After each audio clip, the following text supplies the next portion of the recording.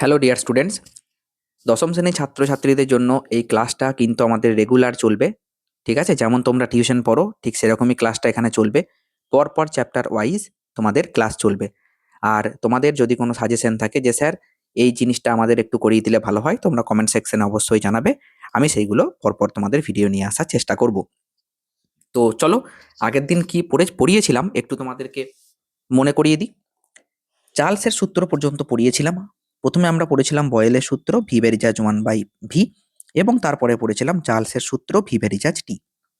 ঠিক আছে, তো ভি ভেরিজাজ টি আমরা কিন্তু পড়েছিলাম আগের দিন পর্যন্ত, যে যদি চাপ এবং পরিমাণ, গ্যাসের পরিমাণ এবং চাপ যদি নির্দিষ্ট থাকে, তাহলে উষ্ণতা বাড়লে আয়তন বাড়বে এবং উষ্ণতা কমলে আয়তন কমবে। ঠিক আছে, তো বলেছি এইটা থেকে ইকুয়াল আনতে গেলে একটা ধ্রুবক নিতে হয়। তো এখানে আমরা কে নিয়ে নিয়েছি, তাহলে V by T equal to K, তাই না? তাহলে ভি ভ্যারিজাজ টি বা দেবে V equal to K T. ঠিক আছে, সেখান থেকে আমি পাবো কি V by T equal to K. তাহলে এখান থেকে আমি বলতে পারি V one by T one equal to V two by T two. V one by T one equal to V two by T two, তাই না? যদি ভি ওয়ান তাপমাত্রায় টি ওয়ান তাপমাত্রায় আয়তন ভি ওয়ান হয় আর টি টু তাপমাত্রায় আয়তন V two হয়, তাহলে V one by T one যা হবে V two by T two তাই হবে। আশা করি ক্লিয়ার। বেশ, এবার আমরা চলে যাই। দেখো দেওয়া আছে এখানে। এবার আমরা আজকে চার্লস এবং বয়েলের সূত্রের লেখচিত্র পড়েছিলাম, আমরা চার্লসের সূত্রের লেখচিত্র পড়ব। কিন্তু তার আগে আমরা একটা জিনিস জেনে নেব, পরম শূন্য উষ্ণতা কি, এটা আমরা একটু জেনে নেব। ঠিক আছে, পরম শূন্য উষ্ণতা।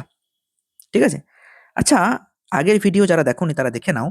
সেখানে আমি বলেছিলাম যে ভি ইকুয়াল টু, ঠিক আছে, ভি জিরো 1 + টি বাই 273। এইটা কার সূত্র? এটা চার্লসের সূত্র।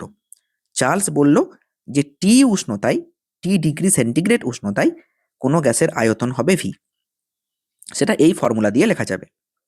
আচ্ছা, আমাকে একটা কথা বলো, এই আয়তনটা যদি আমি শূন্য করে দিই, তার মানে একটা সিলিন্ডারে গ্যাস আছে, ঠিক আছে, গ্যাস আছে, তার আয়তনটা শূন্য হয়ে যাবে কখন? আমি শূন্য করে দিলাম, এবার দেখব কখন শূন্য হবে। 1 + টি বাই 273। তাহলে 1 + টি বাই 273 ইকুয়াল টু শূন্য। তাহলে টি বাই 273 ইকুয়াল টু -1। তাহলে টি ইকুয়াল টু -273 ডিগ্রি সেন্টিগ্রেড। ঠিক আছে, তাহলে স্যার আমরা এটা জেনে গেলাম যে -273 ডিগ্রি সেন্টিগ্রেড উষ্ণতায় কোনো গ্যাসের আয়তন শূন্য হয়ে যাবে।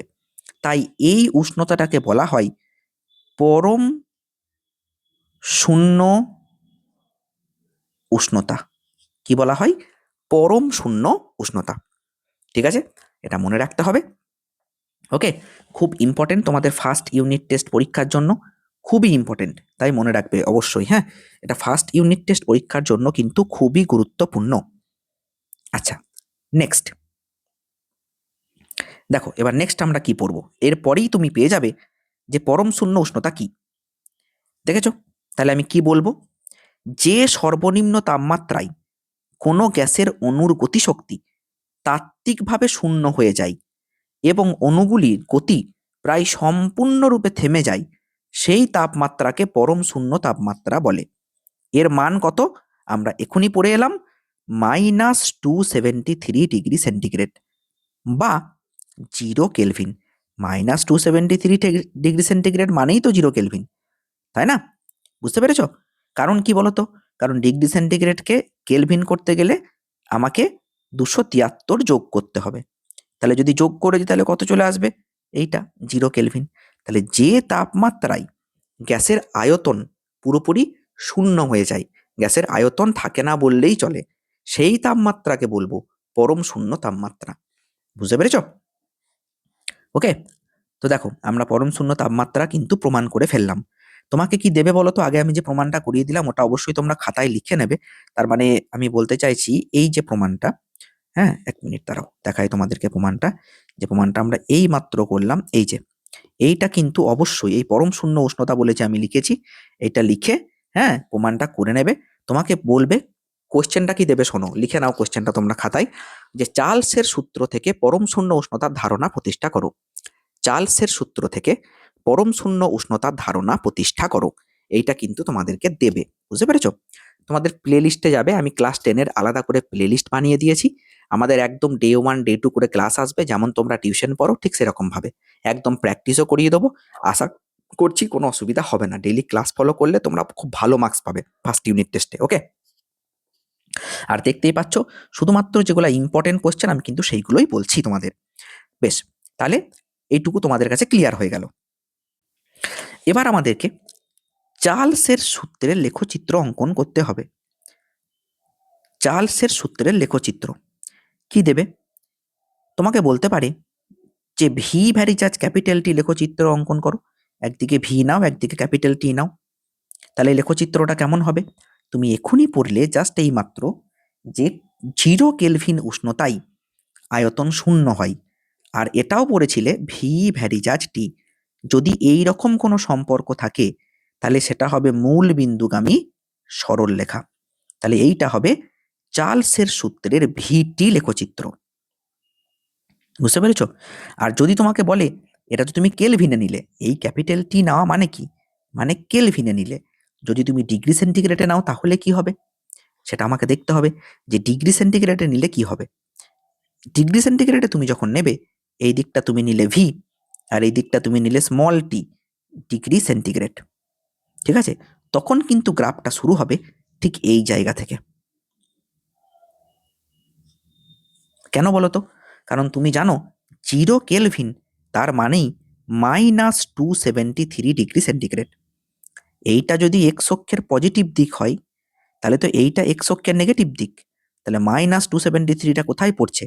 বাঁ দিকে এই জায়গাতে পড়ছে। আর যেখানে এটা ছেদ করছে এইটা কত? এটা হচ্ছে V0।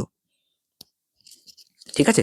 তাহলে এইটা হলো কিন্তু এই দুটো হলো চার্লসের সূত্রের লেখচিত্র। খুব ভালো করে তোমাকে পড়তে হবে। চার্লসের সূত্রের লেখচিত্র দুটো প্র্যাকটিস করে রাখবে, তোমাকে কিন্তু পরীক্ষায় দেবে। ঠিক আছে? চার্লসের সূত্রের লেখচিত্র খুব ইম্পর্টেন্ট, তাই ভালো করে পড়ে রাখবে। ওকে, বেশ। এবার দেখো, এবার এই যে এই কোশ্চেনটা তোমাদেরকে আমি দেখাচ্ছি, বয়েল এবং চার্লসের সূত্রের সমন্বয় সূত্র প্রতিষ্ঠা করো। এইটা যে কতটা ইম্পর্টেন্ট, হ্যাঁ, তোমরা বুঝতে পারবে পরে। ঠিক আছে? এটা কিন্তু পরীক্ষার জন্য খুব ইম্পর্টেন্ট। আমি যেগুলো ইম্পর্টেন্ট সেইগুলোই তোমাদের জন্য নিয়ে এসেছি। হাবিজাবি কিন্তু কিছু করাবও না, কিছু বলবও না। দেখো, বয়েলের সূত্র আমি পড়ে ফেলেছি ভি ভ্যারিজাজ 1/p, এটা আমি পড়ে ফেলেছি। চার্লসের সূত্র পড়ে ফেলেছি ভি ভ্যারিজাজ টি। যদি আমি এই দুটোকে জোড়া লাগিয়ে দিই, আমি কি নতুন কোনো সূত্র বানাতে পারবো? হ্যাঁ পারবো, সেটা এখানে জানতে চেয়েছে। বয়েলের সূত্র অনুযায়ী ভি ভ্যারিজাজ 1/p। ঠিক আছে, এটা লেখার দরকার নেই, এটা ছেড়ে দাও। ঠিক আছে, ভি ভ্যারিজাজ 1/p। কে কে ধ্রুবক সেটা পাশে লিখবে, এখানে লেখা নেই, আমি লিখে দিচ্ছি। হ্যাঁ, এম এবং টি স্থির হবে। চার্লসের সূত্র অনুযায়ী ভি ভ্যারিজাজ টি, কে কে স্থির? এম এবং পি স্থির। এখন দুটি সূত্র একত্র করলে কি পাওয়া যাবে? দেখো, একটা কথা বলে দিই, বাঁ দিকটা কমন, তাই না? এই রকম ভেদের সূত্রে এটাকে বলা হয় ভেদ। ঠিক আছে, তোমরা ক্লাস 10-এ ম্যাথে পড়বে। আমি এটাকে এতক্ষণ কি বলছিলাম, ভ্যারিজাস, প্রপোর্শনাল, এইগুলো বলে। ঠিক আছে, তাহলে কিন্তু বাংলায় এটাকে ভেদ বলে, সেটা তোমরা পড়বে ম্যাথে। ম্যাথে তোমাদের একটা চ্যাপ্টার আছে।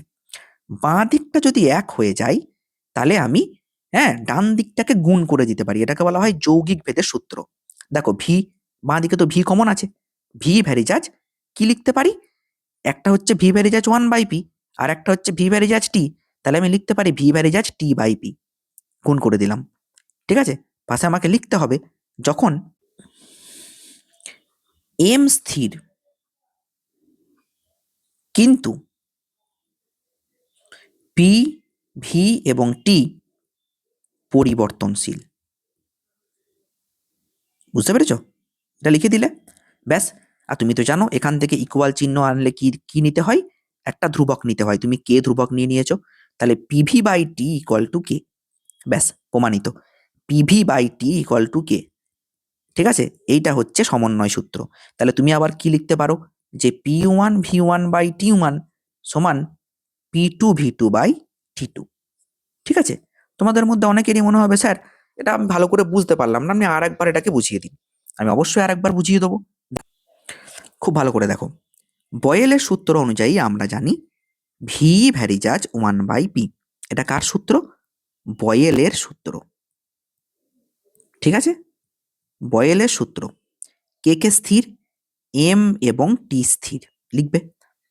চার্লসের সূত্র, চার্লসের সূত্র অনুযায়ী কি জানি, ভি ভ্যারিজাজ টি, কে কে স্থির, এম এবং পি স্থির। অতএব ভি ভ্যারিজাজ T/P গুণ করে দিলাম, তাহলে V equal to K T/P। ঠিক আছে, তাহলে পিভি বাই টি কোনাকুনি গুণ করে দাও, টিটাকে নামিয়ে দাও নিচে, ইকুয়াল টু কে। তাহলে কি বলতে পারি বলো, P1V1/T1 সমান P2V2/T2। ব্যাস, প্রমাণিত হয়ে গেল। আশা করি বুঝতে পেরেছো, এইটুকু করে দিলেই হবে। ঠিক আছে, আর এই জায়গাটাই লিখো যে ওই যে এম স্থির কিন্তু পি এবং টি, পিভিটি, পিভিটি পরিবর্তনশীল। ঠিক আছে, ব্যাস এইটুকু লিখে দিতে হবে। এটা খুব ইম্পর্টেন্ট একটা প্রমাণ। এটা কি দেবে কোশ্চেনটা, সেটা আমি আগেই তোমাদেরকে দেখিয়ে দিয়েছি। চার্লস এবং বয়েলের সমন্বয় সূত্র, খুব ভালো করে দেখে যাবে। চার্লস এবং বয়েলের সমন্বয় সূত্র, সমন্বয় সূত্র। ঠিক আছে, বোঝা গেল কি বললাম? চার্লস এবং বয়েলের সমন্বয় সূত্র। যদি মন দিয়ে ভিডিওটা দেখো, আশা করছি ভালো রেজাল্ট হবেই তোমাদের। ওকে, দেখো ক্লিয়ার? ওকে, এবার আমরা পড়বো অ্যাভোগাড্রো সূত্র। অ্যাভোগাড্রো আর একটা সায়েন্টিস্ট, তোমরা জানো সবাই। সমান তাপমাত্রা ও সমান চাপে বিভিন্ন গ্যাসের সমান আয়তনে সমান সংখ্যক অণু থাকে। তার মানে হতে পারে আমি হয়তো 1 লিটারের 3টে জার নিয়েছি, এখানে আছে অক্সিজেন, এখানে আছে নাইট্রোজেন, এখানে আছে হাইড্রোজেন। হতেই পারে গ্যাস 3টে আলাদা, কিন্তু যেহেতু সবাই 1 লিটার, তাই সবার মধ্যে একই সংখ্যক অণু আছে, সবার মধ্যে একই সংখ্যক অণু আছে। এখানে যদি 10টা অণু থাকে, এখানেও 10টা, এখানেও 10টা। তার মানে আমি বলতে পারি যে ভি ভ্যারিজাজ এন। যদি মোল সংখ্যা বাড়ে তবেই আয়তন বাড়বে। তাহলে স্থির চাপ ও তাপমাত্রায় গ্যাসের আয়তন তার অণুর সংখ্যা বা মোল সংখ্যার সমানুপাতিক, ঠিক কি না? তাহলে ভি ভ্যারিজাজ এন, তাহলে V equal to K N. তোমরা জানো একটা ধ্রুবক নিতে হয়, এই এনটাকে তুমি ভি এর নিচে এনে দাও, তাহলে ভি বাই এন সমান কে পেয়ে গেলে। দেখো, আশা করি ক্লিয়ার। ঠিক আছে, দেখো তাহলে V1/N1 equal to V2/N2, V1/N1 equal to V2/N2। এইটা হচ্ছে অ্যাভোগাড্রো সূত্র। ওকে, এইটা হচ্ছে অ্যাভোগাড্রো সূত্র। খুব ভালো করে এটা পড়তে হবে আমাদেরকে। এটা কিন্তু খুবই ইম্পর্টেন্ট। আমি যা কিছু ইম্পর্টেন্ট কিন্তু আমি বারবার বলছি, সেগুলোই নিয়ে এসেছি। এই চ্যাপ্টার শেষ হলে তোমাদেরকে একদম শর্ট কোশ্চেন অ্যান্সারও করিয়ে দেবো। আর তোমরা তো দেখছোই যে পরপর কোশ্চেন ব্যাংকের সলিউশন কিন্তু আমাদের আসতেই থাকছে, তাই কোশ্চেন ব্যাংকের সলিউশনগুলো তোমরা পরপর কিন্তু দেখবে। ওকে, তো এই ভিডিওটা আমাদের এতটাই ছিল। পরের ভিডিওতে আমরা কিন্তু আদর্শ গ্যাস সমীকরণ প্রতিষ্ঠা করব। তাহলে তোমরা এইটুকু ভালো করে পড়ে রেডি করো অ্যাভোগাড্রো সূত্র পর্যন্ত। হ্যাঁ, তোমাদের কাছে আশা করি বই আছে, ঠিক আছে, যে কোনো পাবলিকেশনের বই তোমরা ফলো করো, সেই বইটাও তোমরা কিন্তু পরপর দেখবে। যখন ক্লাস করতে বসছো বইটা নিয়ে বসবে।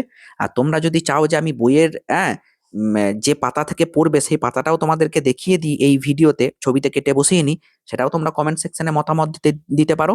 তাহলে আমি ওই ছবিটাও তোমাদেরকে দেখিয়ে দেবো যে বইয়ে তোমরা কোথায় থেকে পড়বে। আর আমাকে যদি বলো যে সাজেস্ট করুন স্যার কি বই পড়বো, তাহলে আমি বলবো অভিনব পাবলিকেশনের বইটা পড়ো। কারণ অভিনব পাবলিকেশনের বইটাই একদম নোটের মতো, ঠিক আছে, খুব সুন্দরভাবে বইটা লেখা আছে, প্রচুর ইনফরমেশন আছে।